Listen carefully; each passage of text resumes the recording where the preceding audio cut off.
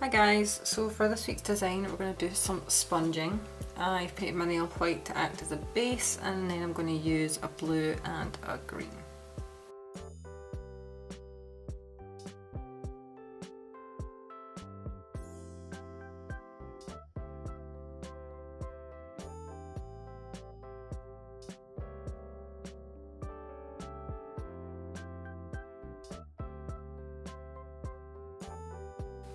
Over the top we're going to apply a scattered hollow. This is from my own indie brand, and you can find a link down below to where you can purchase your own.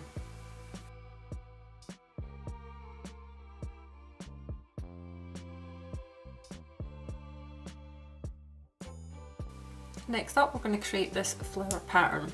So we're doing 3 5-petaled flowers curving around the nail here, and using the tiniest dotting tool, just a little cluster of 3 dots around them.